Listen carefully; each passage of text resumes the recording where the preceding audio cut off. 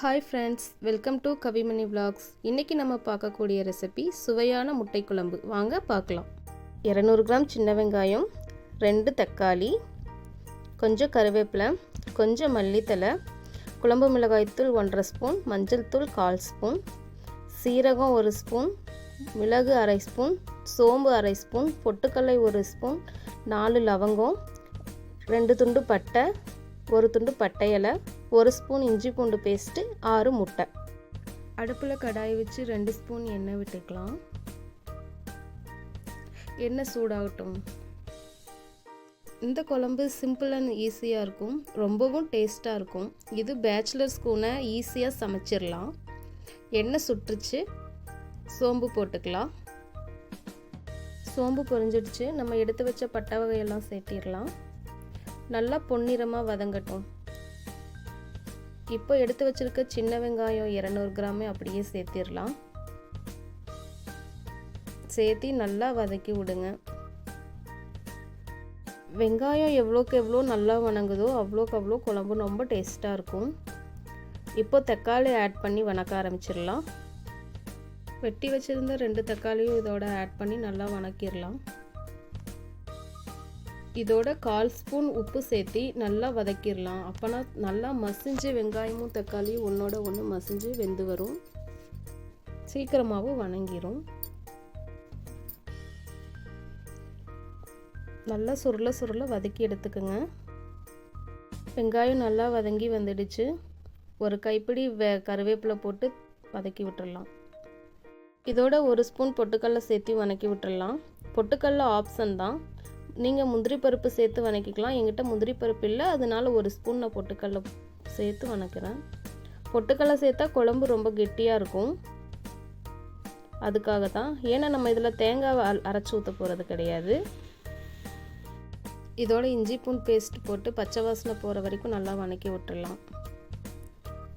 வதங்கினதுக்கப்புறம் நம்ம வீட்டில் அரைச்ச குழம்பு மசாலா தூள் 1/4 ஸ்பூன் மஞ்சள் தூள் போட்டு ஒரு கிளறி விட்டு அடுப்பு அமைச்சு விட்டுடலாம்.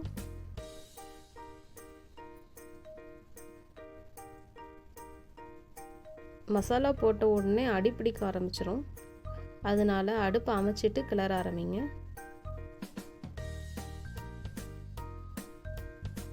நல்லா ஆறிடுச்சு. மிக்ஸி ஜாருக்கு மாற்றி அரைச்சி எடுத்துகிட்டு வந்துடலாம். அடுப்பில் கடாய் வச்சு 3 ஸ்பூன் குக்கிங் ஆயில் விட்டுருங்க. ஆயில் சூடாயிடுச்சு. 1/4 ஸ்பூன் சோம்பு போட்டுக்கலாம். சோம்பு பொரிஞ்சிடுச்சு. இப்போ அரைச்சி விட்ட மசாலாவை விட்டுடலாம்.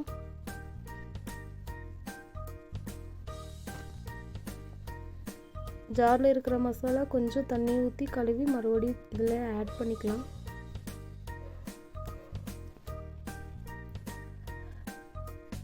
நல்லா கலந்து விட்டுருங்க.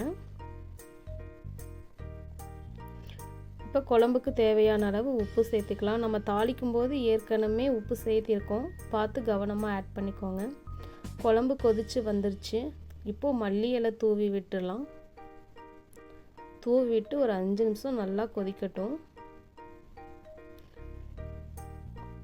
குழம்பு கொஞ்சம் கெட்டியான உடனே நம்ம முட்டை உடைச்சி ஊற்றலாம். முட்டை ஊற்றினோடனே இன்னும் குழம்பு கெட்டியாக ஆரம்பிச்சிடும். பாருங்க, இப்போ குழம்பு கெட்டியாக இருக்குது. இந்த பதத்தில் நம்ம முட்டையை உடைச்சி ஒவ்வொன்றா ஊற்றிக்கலாம். நான் இப்போது 6 முட்டை எடுத்து வச்சுருக்கேன். ஒவ்வொன்றா உடையாமல் ஊற்றிக்கலாம். 6 முட்டையும் ஊற்றியாச்சு. முட்டையை ஊற்றினோடனே கரண்டி போட்டு கலக்கக்கூடாது. கலந்தா முட்டையெல்லாம் உடஞ்சி போயிடும். கலக்காமல் அப்படியே சிம்மில் வச்சு விட்டுருங்க. பாருங்கள், முட்டை எப்படி முழுசாக இருக்குது. பரிமாறுறதுக்கு இதுதான் நல்லாயிருக்கும். கலந்து விட்டுருந்தோம்னா உடஞ்சி போயிருக்கும். இதுதான் கரெக்டாக இருக்குது. கரெக்டான பதத்தில் முட்டையும் வெந்திருக்கு. குழம்பு பாருங்கள் கெட்டியாயிடுச்சு. இப்போது நான் முட்டை குழம்ப சாதத்தோடு பரிமாறுறேன். இந்த குழம்பு ரொம்ப சிம்பிளாகவும் டேஸ்ட்டாகவும் இருக்கும். நீங்களும் சமைச்சு பாருங்கள், ரொம்ப ஈஸியாக இருக்கும். இந்த ரெசிபி உங்களுக்கு பிடிச்சிருந்தா கவிமணி விலாகுக்கு சப்ஸ்கிரைப் பண்ணி சப்போர்ட் பண்ணுங்கள். தேங்க்யூ.